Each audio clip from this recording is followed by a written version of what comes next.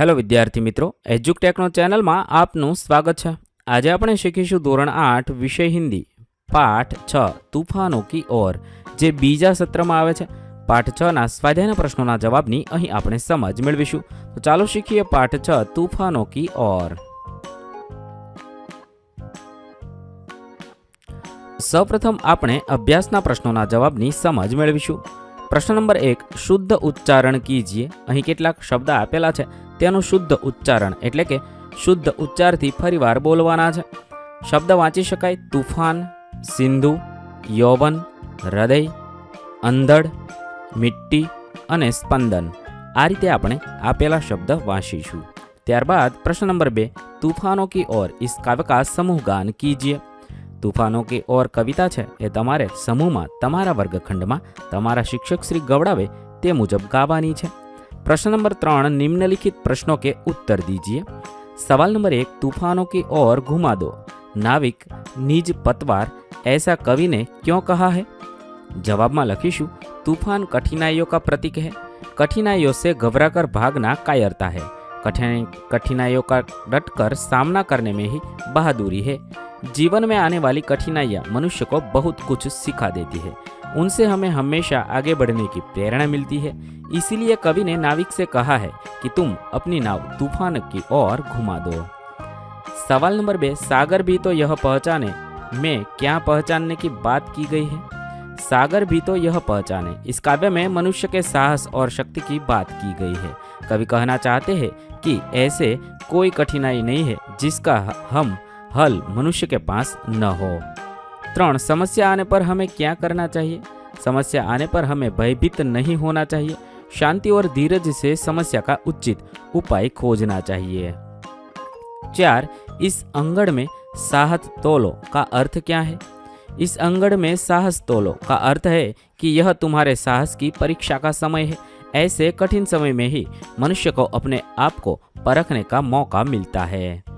ત્યારબાદ પ્રશ્ન નંબર 4, કવિતા કો પઢકર उसके नीचे दिए गए प्रश्नों के उत्तर दीजिए। અહીંયા એક કવિતા આપેલી છે, તે વાંચવાની છે, સમજવાની છે। તેના આધારે આપણે નીચે આપેલા પ્રશ્નોના જવાબ લખવાના છે। 1, प्रश्न के उचित विकल्प सही का निशान कीजिए। क, किताबों में कौन चहचहाता है। 3 ऑप्शन છે। સાચો જવાબ થશે चिड़िया चहचहाती है। 2, किताबें किसके किस्से सुनाती है। राजा परिया के किसान। जवाब थशे परिया के किस्से सुनाती है।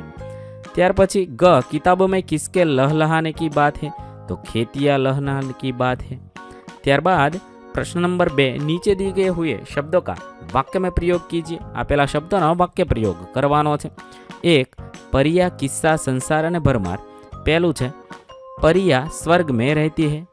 बीजू थशे राम ने मुझे एक किस्सा सुनाया। त्रीजू थशे उद्यम से आपके संसार में 4 चांद लग जाएंगे।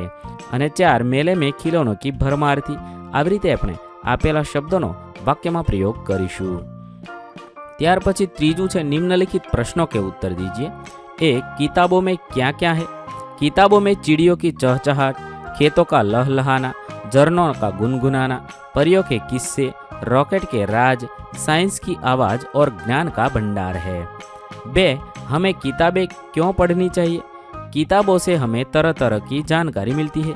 किताबें हमारा ज्ञान बढ़ाती है, वे हमारा मनोरंजन करती है, इसीलिए हमें किताबें पढ़नी चाहिए। त्यार पछी 3, किताबों में ज्ञान की भरमार है, ऐसा कवि ने क्यों कहा। किताबों से हमें इतिहास, भूगोल, नागरिक शास्त्र आदि का ज्ञान होता है। विज्ञान का ज्ञान भी हमें किताबें देती है। धर्म और अध्यात्म का ज्ञान भी पुस्तकों से मिलता है। हमें पुस्तकों से विविध विषयों का ज्ञान मिलने से हम कह सकते हैं कि किताबों में ज्ञान की भरमार है। 4, इस काव्य को उचित शीर्षक दीजिए। उचित शीर्षक लखी शकाय किताबें। त्यार पछी प्रश्न नंबर 5, चित्र देखकर नीचे दिए गए शब्दों की मदद से छोटी सी कहानी बनाकर अपने वर्ग में सुनाइए। અહીંયા એક ચિત્ર આપેલું છે અને તેના આધારે કેટલાક શબ્દ આપેલા છે। આ શબ્દને આધારે આપણે નાનકડી અમથી વાર્તા બનાવવાની છે, તમારા વર્ગખંડમાં રજૂ કરવાની છે। वार्ता बनावी शकाय। भोलू नाम का एक लड़का था। नाम के अनुसार ही वह स्वभाव से बहुत भोला था। एक दिन माँ से पैसे लेकर पास के गांव में मेले में गया। साथ में उनका बड़ा भाई भी था। मेले में भोलू ने एक खिलौने वाले के पास ढेर सारे खिलौने देखे। कई बच्चे उससे खिलौने खरीद रहे थे। भोलू ने 2 रुपये में एक मुर्गा खरीदा। उसे सुरक्षित रखने के लिए उसने मेले से एक बक्सा खरीदा। बक्से में मुर्गा रखकर दोनों भाई घर लौटे। मुर्गे के खिलौने के कारण भोलू बहुत खुश था। रात में उसने माँ से कहा, माँ तुम सवेरा होने पर मुझे मत जगाना, मुर्गा बांग देगा तो मैं अपने आप उठ जाऊंगा। माँ मुस्कुराई और चुप रही।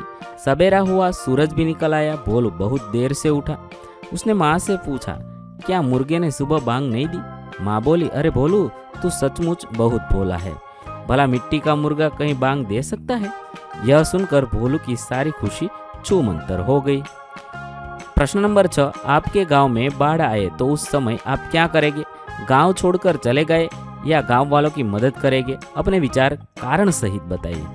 जवाबમાં લખી શકાય, मेरे गांव में बाढ़ आ जाए तो मैं अपने गांव में ही रहूंगा और अपनी यथाशक्ति गांव के लोगों की मदद करूंगा।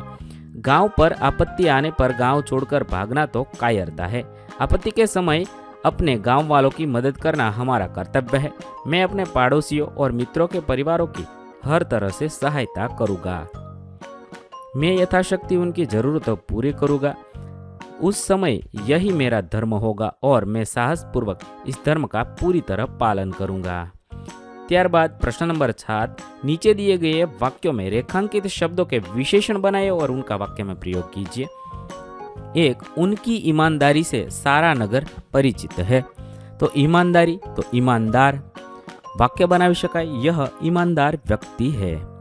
बीजू छे, हमारी अमीरी लोगों को उपयोगी होती है। अमीरी तो अमीर। वाक्य बनावी शकाय, इस होटल में अमीर लोग ही आते हैं।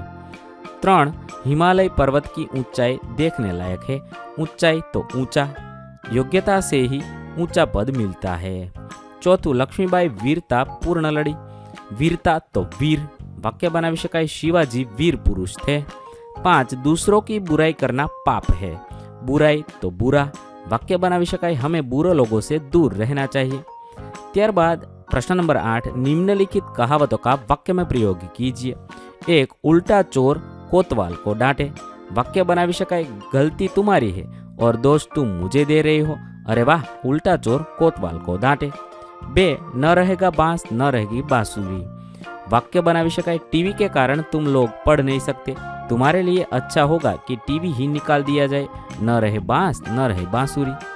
त्यार पछी त्रीजू छे, 4 दिन की चांदनी फिर अंधेरी रात। वाक्य बनावी शकाय, रामू को सिर्फ 2 महीने के लिए नौकरी मिली थी।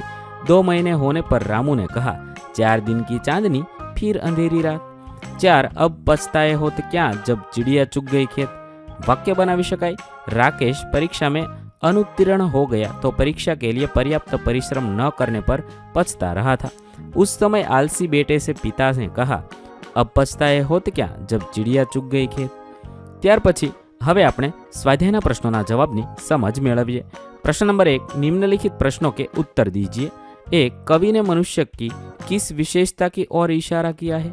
कवि शिव मंगल सिंह सुमन कहते हैं कि मनुष्य सब कुछ कर सकता है, उसने कभी हार नहीं मानी, वह थकना नहीं जानता, जब तक उसमें सांस है तब तक वह आगे ही आगे बढ़ता रहता है। न मनुष्य के साहस की सीमा और न उसके आत्मविश्वास की। अपने अदम्य साहस और अद्भुत आत्मविश्वास के बल पर ही उसने 7 सागर पार किए हैं। इस प्रकार प्रस्तुत कविता में कवि ने मनुष्य के अपार साहस, अथाक शक्ति और गजब के आत्मविश्वास की ओर इशारा किया है। त्यार पछी बीजो से स्वार कहाँ कहाँ उठा है? एक और समुद्र में ज्वार उठा है तो दूसरी ओर कवि के हृदय में भावनाओं का ज्वार उठा है। इस प्रकार समुद्र और कवि हृदय इन 2 स्थानों पर ज्वार उठा है। त्यार पछी सवाल नंबर 3, समुद्र ने कैसा रूप धारण किया है?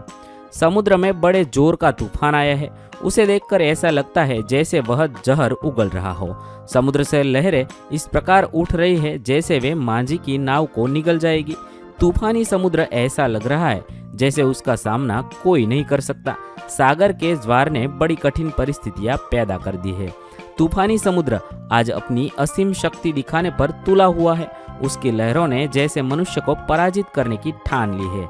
इस प्रकार समुद्र ने बड़ा उग्र रूप धारण किया है। सवाल नंबर 4, कवि ने मनुष्य को मिट्टी का पुतला क्यों कहा है?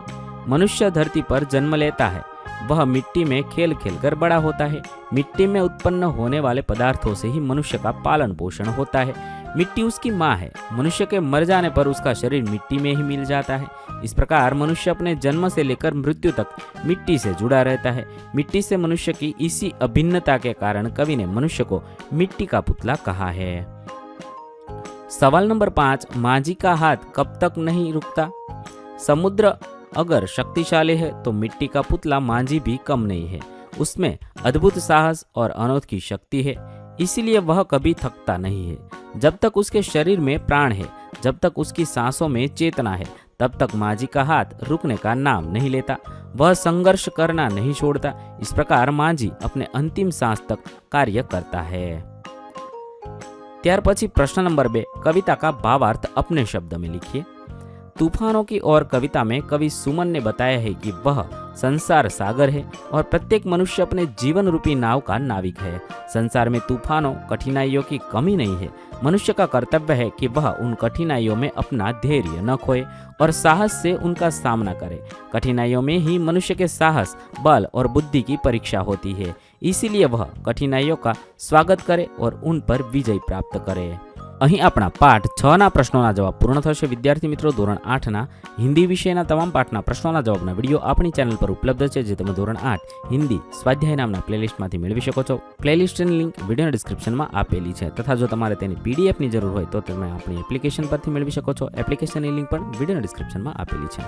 વિદ્યાર્થી મિત્રો, આપેલા વિડીયોની જો તમારે પીડીએફની જરૂર હોય તો તમે આપણી એપ્લિકેશન સ્માર્ટ સાથી પરથી મેળવી શકશો। વિદ્યાર્થી મિત્રો, આપણી એપ્લિકેશન સ્માર્ટ સાથી પ્લે સ્ટોરમાં આવી ગઈ છે, જેની અંદર તમે બધા વિભાગ જોઈ શકો છો। તેની અંદર વિવિધ ધોરણ છે। ધોરણ ઉપર ક્લિક કરતા વિવિધ વિષય ખુલશે। વિષય ઉપર ક્લિક કરતા તેની અંદર આવતા પાઠ ખુલશે। તેની અંદરથી તમે પાઠ્યપુસ્તક પણ ડાઉનલોડ કરી શકો છો। તેની અંદર આપેલા પાઠમાં ક્લિક કરતા તમે પાઠની પીડીએફ, સ્વાધ્યાયની પીડીએફ, સ્વાધ્યાયન પોથીની પીડીએફ, પાઠના વિવિધ વિડીયોઝ, સ્વાધ્યાયના વિડીયોઝ, સ્વાધ્યાયન પોથીના વિડીયોઝ બધું જોઈ શકો છો અને ડાઉનલોડ પણ માત્ર એક ક્લિકમાં કરી શકો છો। વિદ્યાર્થી મિત્રો, આપણી એપને સપોર્ટ કરજો, ડાઉનલોડ કરજો